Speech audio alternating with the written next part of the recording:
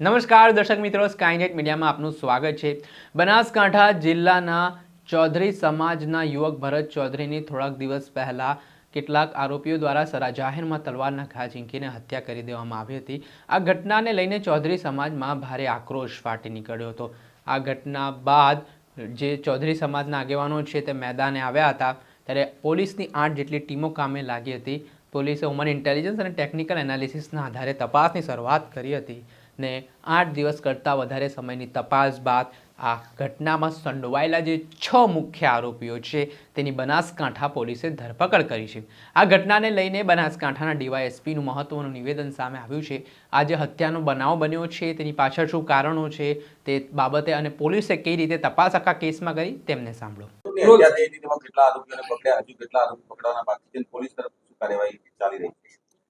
ગત તારીખ 20/12/2025 રોજ બનાસકાંઠા જિલ્લાના પાલનપુર શહેર ખાતે જ્યાં એક યુવકની એક અજાણ્યા ઇસમો દ્વારા કરપીણ હત્યા કરવામાં હતી। આ સમગ્ર બનાવ અન્વયે માનનીય ડીજીપી શ્રી વિકાસ સાહેબ તથા રેન્જ વડા શ્રી ચિરાગ કુરડિયા સાહેબ અને જિલ્લા પોલીસ વડા શ્રી પ્રશાંત સુંબે સાહેબના માર્ગદર્શન હેઠળ અલગ અલગ ટીમોનું ગઠન કરવામાં આવ્યું હતું। આ સમગ્ર બનાવની જો વાત કરીએ કે ગાદલપાડાના જે યુવાન છે નીતિનભાઈ કેશરભાઈ ચૌધરી, તેમને પૈસાની લેતી દીધી બાબતે જે મુખ્ય આરોપી જે છે ભાર્ગવ મંડોરા, તેના સાથે અંગત અદાવત હતી અને અદાવત અન્વયે આ લોકો જે રામદેવ હોટલ છે ત્યાં ભેગા થયા હતા। આ હોટલ પર ભેગા થયા ત્યારે જે મુખ્ય આરોપી છે ભાર્ગવ મંડોરા અને તેને સાથેના અન્ય આરોપી ઈસમો, તેઓએ જે ભરતભાઈ ચૌધરી અને નીતિનભાઈ અને તેના સાથેના ઈસમો તેના પર હુમલો કર્યો હતો। આ સમગ્ર બનાવમાં આ તમામ જે બંને જે છે એમને ગંભીર ઈજાઓ પહોંચી હતી, જેમાં જે ગાદરવાડાના જે યુવાન છે ભરતભાઈ ચૌધરી, તેમનું મૃત્યુ નિપજાવવામાં આવ્યું હતું અને આ આખા બનાવમાં તાત્કાલિક જે તમામ જે ઈસમો છે એ તેમને પોતાની જે જગ્યા છે એ છોડી દીધી હતી। એ અન્વયે જે પાલનપુર પશ્ચિમ પોલીસ સ્ટેશનમાં એમાં ગુનો નોંધાય છે અને બનાસકાંઠા જિલ્લા પોલીસ વડા શ્રી પ્રશાંત સુંબે દ્વારા અલગ અલગ 8 જેટલી ટીમોનું ગઠન કરવામાં આવે છે, જેમાં ખાસ કરીને જે એલસીબી પીઆઈ શ્રી અમિત દેસાઈ, પાલનપુર પશ્ચિમ પીઆઈ શ્રી અંકુર દેસાઈ તથા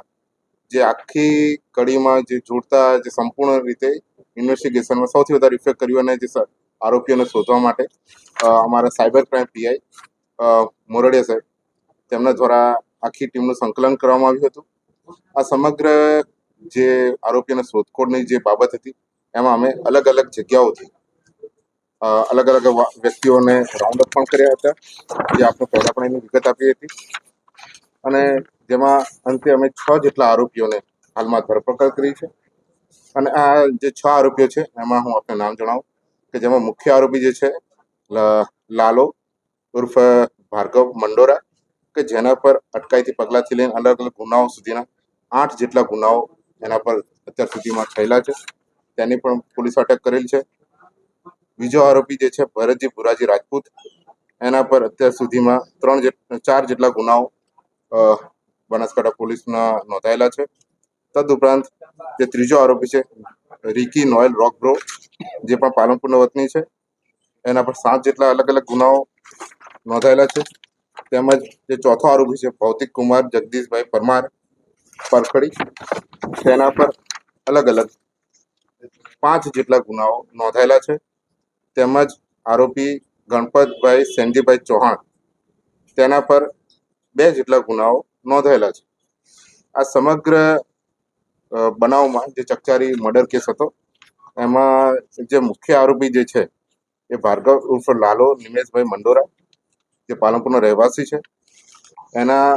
શોધવામાં બનાસકાંઠા પોલીસ દ્વારા અલગ અલગ ટેકનિકલ ટીમોની અને હ્યુમન રિસોર્સિસની હ્યુમન ઇન્ટેલિજન્સનો ઉપયોગ કરવામાં આવ્યો હતો। હું આ તબક્કે બનાસકાંઠા પોલીસ વતી ગુજરાત પોલીસની સમગ્ર ટીમો, એ અમદાવાદ ક્રાઇમ બ્રાન્ચ હોય, સુરત ક્રાઇમ બ્રાન્ચ હોય, વડોદરા ક્રાઇમ બ્રાન્ચ હોય કે રાજકોટ ક્રાઇમ બ્રાન્ચ, કે દરેક જિલ્લાની જે લોકલ ક્રાઇમ બ્રાન્ચ છે એનો પણ આભાર વ્યક્ત કરે છે કે તેઓએ પણ અમને આ સમગ્ર તપાસમાં સંપૂર્ણ સહકાર આપ્યો છે। તદુપરાંત હું ખાસ કરીને એક વાત કહેવા માંગીશ કે જે નવીન ફોરેન્સિક જે આપણે પદ્ધતિ છે, જેમાં સંગઠિત કોઈ રીતે કાવતરું કર્યું હોય અને ખાસ કરીને ટોળા દ્વારા આવો હુમલો કર્યો હોય ત્યારે ગેટ એનાલિસિસ ઇન્વેસ્ટિગેશન પદ્ધતિ એટલે કે જે આરોપીઓની ચાલવાની પદ્ધતિ કે તેના ફૂટપ્રિન્ટ્સ સુપ્રિન્ટ્સ કે બીજી અન્ય રીતે પણ એમને આઈડેન્ટિફાય કરી શકાય એ પદ્ધતિ દ્વારા પણ અમે ઇન્વેસ્ટિગેશન કરી રહ્યા છે. હું આપને જણાવી દઉં કે ગુજરાતના 500 જેટલા લોકેશનો પર અલગ અલગ રીતે 2000થી વધારે સીસીટીવી કેમેરાઓ ચેક કરવામાં આવ્યા છે. તમામ જગ્યાઓ જે રૂટ મેપિંગ કરવામાં આવી છે. આ રૂટ મેપિંગનો ખાસ આશય હતો કે આરોપીઓ જે છે એ કયા રસ્તે કયા જગ્યાએ છુપાયા છે અને મુખ્ય હેતુ એટલો હતો કે બનાસકાંઠા પોલીસ તમામ આરોપીને એક સીધો સંદેશ આપવા માંગે છે કે કોઈ પણ જગ્યાએ સંતાયા હોય છુપાયા હોય તો પણ બનાસકાંઠા પોલીસ ગમે ત્યાંથી અમે શોધીને લાવશે. અને જે નું મૃત્યુ થયું છે એ ભરતભાઈ ચૌધરીને ન્યાય આપવા માટે બનાસકાંઠા પોલીસ કટિબદ્ધ હતી. આ સમગ્ર બનાવમાં જે તમામ જે ટીમો છે એમાં એલસીબી પીઆઈ એવી દેસાઈ, પશ્ચિમ પીઆઈ અંકુર દેસાઈ, અમારા cyber crime PI TN Moradiya જેમણે ખાસ આમાં સંકલન કર્યું હતું, અમારા પાલનપુર તાલુકા પીઆઈ અને SOG in-charge PI HV Dantaliya, PI Shri KM Vasava અને જે ફિલ્ડમાં જે અમારી એલસીબી એસઓજીની જે ટીમો હતી જેમાં PSI Ahir, PSI R B Jadeja, PSI N V Rahevar અને પીએસઆઈ જે સરવૈયા અને તમામ જે ટીમો છે એમને જેમને પેટા ટીમો છે એ તમામે એમાં સંકલન કર્યું હતું અને જેમાં તમામ જે આરોપીઓ છે 6 જેટલા આરોપીઓ એમને પકડવામાં સફળતા હાલમાં મળી છે. આ બાબતે જે અન્ય બીજા ઇસમો છે એની શોધખોળ પણ હાલ ચાલુ છે અને અમારી જે ટીમો અલગ અલગ ટીમો છે એ તમામ જિલ્લામાં હાલ પણ ડિપ્લોય છે અને વધુ સફળતાઓ અમને ટૂંકા સમય મળવાની છે અને એ બાબતે જે પણ વિગત હશે વિગતવાર આપણે વિસ્તૃત માહિતી આપે સાંભળ્યા હતા બનાસકાંઠાના ડીવાયએસપી તેમણે જણાવ્યું કે પૈસાની લેતી દેતીનો મામલો હતો જેમાં ભરત ચૌધરી સાથે તેમના જે મિત્ર હતા તેમની સાથે બબાલ હતી. ત્યારે બનાસકાંઠા અમદાવાદ હાઈવે પર આવેલી રામદેવ હોટલમાં આ ટોળું છે રાત્રિ દરમિયાન ત્યાં પહોંચે છે અને ભરત ચૌધરીના મિત્ર પર હુમલો થાય છે. ભરત ચૌધરી પર હુમલો થાય છે અને તેમને તલવાર વડે ગંભીર ઇજાઓ પહોંચતા તેમનું સ્થળ પર મૃત્યુ નીપજ્યું હતું અને આ ઘટનાને લઈને આરોપીઓ સામે હત્યા તેમજ અલગ અલગ કલમો હેઠળ ગુનો પણ નોંધાયો હતો અને હવે આરોપીઓ સામે કાયદેસરની કાર્યવાહી છે તે હાથ ધરવામાં આવી છે. દર્શક મિત્રો, આવા જ નવા વિડીયો સાથે આપણે માહિતગાર કરતા રહીશું એટલે સ્કાયનેટ મીડિયા જોતા રહો.